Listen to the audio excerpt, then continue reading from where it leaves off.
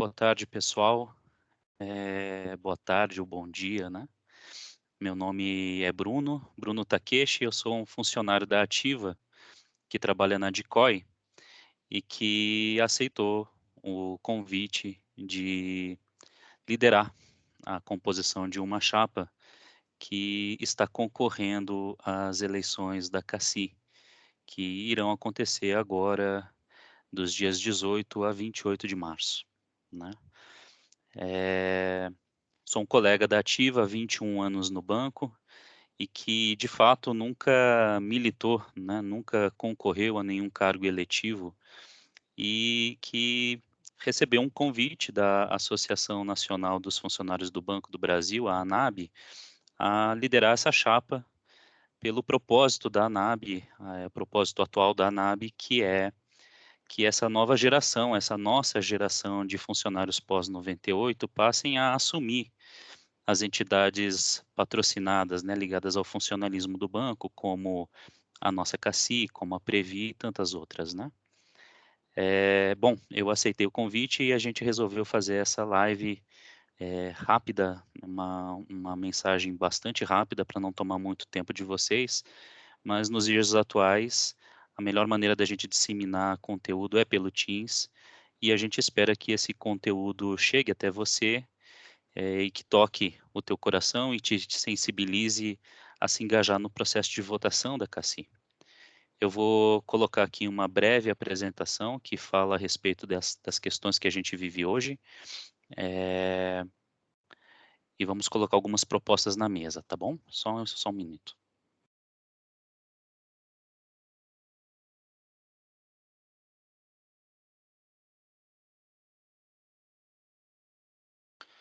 Enfim, o nome da nossa chapa é CACI Entre que a casa é sua, e logo vai ficar evidente o porquê que nós estamos convidando vocês, colegas da Ativa, a adentrarem essa casa que é toda nossa, né? As eleições da CACI são bianuais, né? Então nós tivemos uma eleição que aconteceu em 2018 e outra que aconteceu em 2020, essa agora que será em 2022. E uma primeira informação é que em 2018 apenas 41%, 41% dos colegas da Ativa deixaram de escolher os seus representantes, né? Então nós tivemos aí praticamente 60% de colegas que ou não votaram ou votaram branco e nulo. Já em 2020, a CACI possuía 166 mil associados que tinham direito a votar e, no entanto, apenas 60 mil associados entre funcionários da Ativa e aposentaram escolheram seus representantes. A chapa que venceu em 2020, ela venceu com apenas 20 mil votos. E a considerar também, pessoal, que eram apenas 3 chapas concorrendo. Então, a gente está dizendo o seguinte, que a chapa que venceu em 2020, ela tinha cerca de 12% do total de votos válidos, né, naquele certame. Essa chapa venceu com apenas 108 votos à frente da segunda colocada, né?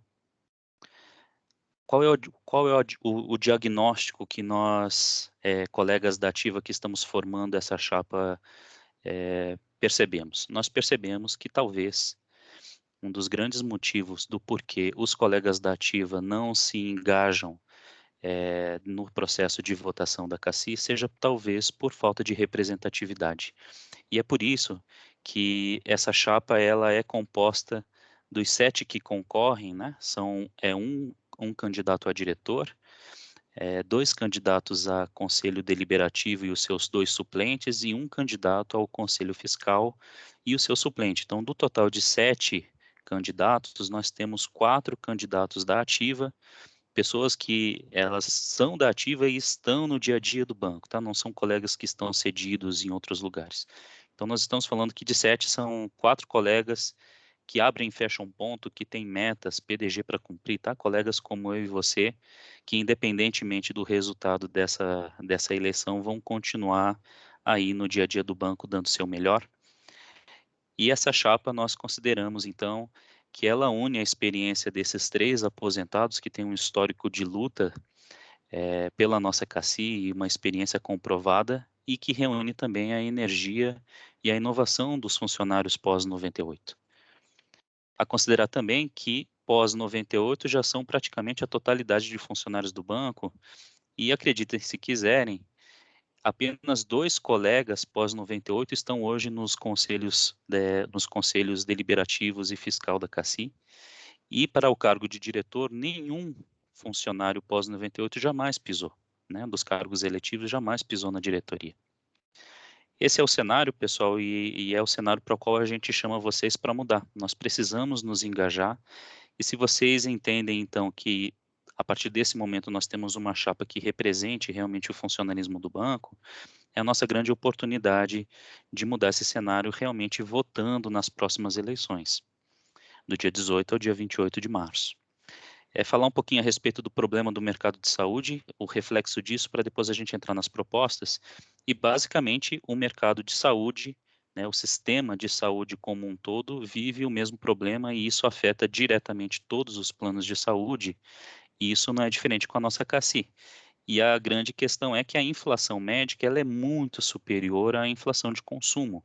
Significa dizer que nos últimos anos, eu só trouxe aqui 2013 para cá, por mais que a gente tenha os nossos salários reajustados, eles nunca acompanharam a inflação médica. E é por isso que, ao longo do tempo, isso teve alguns reflexos.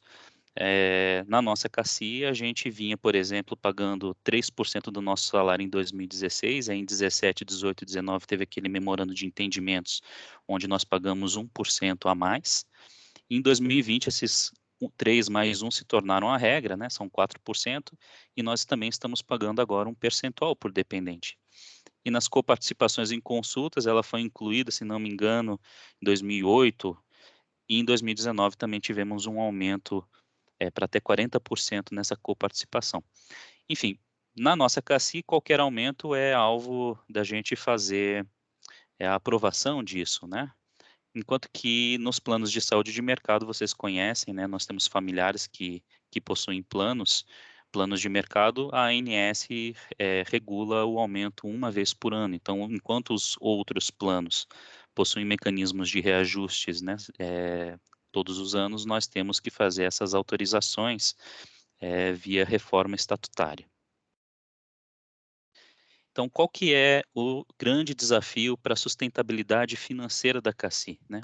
Nós temos então aí uma inflação médica hospitalar que é muito superior aos reajustes dos nossos salários.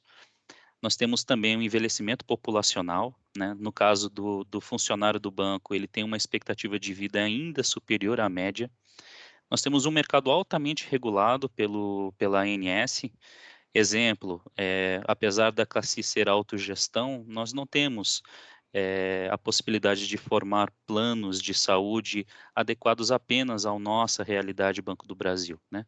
Nós temos que rezar as mesmas regras. Então, exemplo, nós não temos, por exemplo, como selecionar risco, nós não temos condições, por exemplo, de fazer o rompimento do contrato unilateral, enfim, são as mesmas regras para todo mundo. E por fim, a chegada das health techs no mercado, né? São empresas de tecnologia com um custo administrativo muito próximo a zero, que chegam com tecnologias e que vão concorrer com o mercado de saúde como um todo. E a gente não pode desprezar que dentro deste mercado está a CACI, né? Então, se a chegada dessas health techs fornecerem para alguns dos nossos colegas, a depender do seu perfil de risco, um plano de saúde mais adequado, com um preço melhor, nós não podemos desprezar a possibilidade de que, em que pese a CACI ainda ser muito boa para todos nós, de que esse mercado vai se tornar mais acirrado e isso vai também fazer com que novas empresas ataquem a nossa base.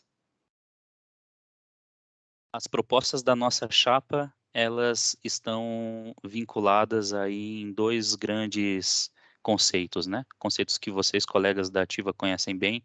O primeiro deles é a centralidade no paciente e o segundo, tecnologia e inovação. E quando a gente fala centralidade no paciente, nós estamos falando de fazer com que a CACI, que hoje opera planos de saúde, se transforme realmente numa gestora de saúde, né.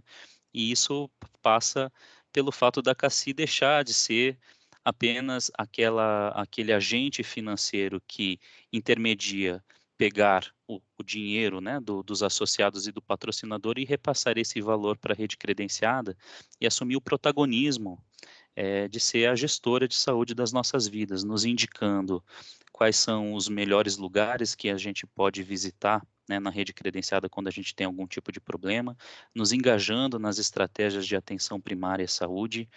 E isso tudo nós entendemos que é o que vai garantir a sustentabilidade do plano, porque ser gestora de saúde é algo muito mais barato do que apenas ser uma provedora de cura de doença, né? Manter a população assistida saudável é sempre muito mais barato do que ser um agente de cura, onde muitas vezes nós vamos incorrer em internação, em processos invasivos. Então, quando nós transformamos a CACI realmente numa gestora de saúde, nós passaríamos a ter um plano mais sustentável financeiramente. E já antenado também na evolução do mercado e para onde esse mercado de saúde e bem-estar caminha, nós entendemos que a perenidade da CACI, né, ou seja, daqui para frente, ela só vai ser garantida se a gente realmente fizer a transformação digital da CACI. Então, todas as nossas propostas decorrem desses dois conceitos e que eu vou tentar explorar rapidamente aqui também para não tomar muito mais o nosso tempo. Então, na centralidade do paciente, a gente tem aqui o primeiro conceito, que é transformar a CACI na gestora de saúde da nossa vida. Ela protagonista da saúde da nossa vida, aquela nossa mãe que nos manda colocar um casaco porque de noite vai esfriar, né? Nós precisamos aprimorar e expandir os modelos de atenção integral à saúde. Todos os programas da CACI, eles podem ser muito mais efetivos se a gente realmente deixarem esses programas mais atrativos, né? E também ter mecanismos de divulgar isso a todo mundo. Nós precisamos também compartilhar a experiência do associado com a comunidade CACI, e aqui é aquele conceito que vocês sabem, nós precisamos ter o direito e ter um mecanismo de poder avaliar as consultas que nós estamos tendo na rede credenciada. As consultas, os procedimentos, isso tudo para quê? Para que a gente possa compartilhar com os colegas a nossa experiência de uso. Isso vai fazer com que todo mundo saiba quem é o bom credenciado e vai permitir também a CACI ter mecanismos de correção para aqueles associados que não estão atendendo bem, né? Pacientes com doenças crônicas representam para qualquer plano de saúde um custo financeiro muito elevado, então nós estamos também propondo, e existem tecnologias para isso, para que a gente possa monitorar 24/7 a condição de saúde dessas pessoas e fazer ações, né, de correção, lembrando o remédio que não tomou, pedindo para que a pessoa faça um check-up de tempo em tempo, ou seja, aqui são coisas mais voltadas para a gente evitar que esses pacientes com doenças crônicas evoluam, né, para internação e para procedimentos cirúrgicos.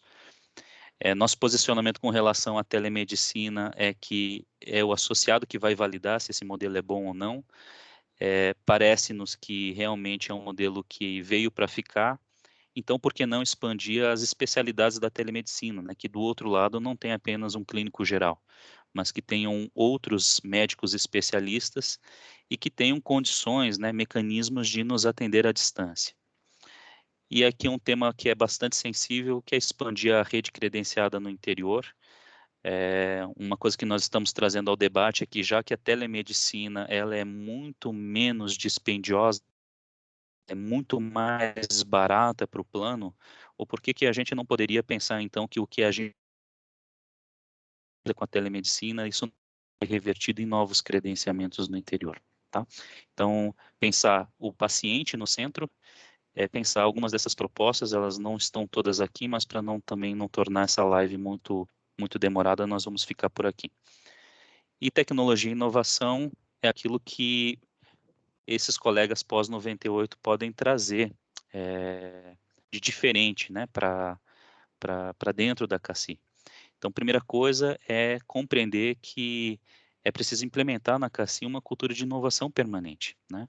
que a inovação não pode ser tratada apenas como um brainstorm que a gente faz de vez em quando para coletar grandes ideias e tentar desenvolver. Isso precisa realmente mudar o mindset da CACI, deixando com que haja uma cultura de inovação permanente da CACI, de que realmente nós pensaríamos, né?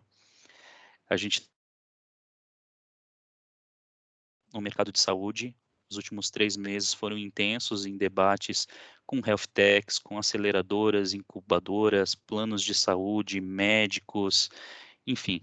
E hoje nós estamos com uma visão clara a respeito de tudo aquilo que a CACI precisa para minimamente se equiparar com aquilo que as health techs possuem, com aquilo que planos de saúde gigantescos como Sul América, Unimed, enfim, possuem, e todas as propostas que nós estamos trazendo não são invenções da nossa cabeça, mas são soluções que o mercado já oferece e que nós podemos tentar trazer para dentro da CACI, ou pela confecção dessas soluções com o time próprio da CACI, ou até mesmo tentando trazer parcerias para dentro da CACI que poderiam acelerar ainda mais a colocação dessas tecnologias lá dentro. Então, nós estamos falando aqui de utilizar dados e inteligência artificial para avaliar a qualidade da rede credenciada, e a gente sabe que esse é um ponto-chave do negócio.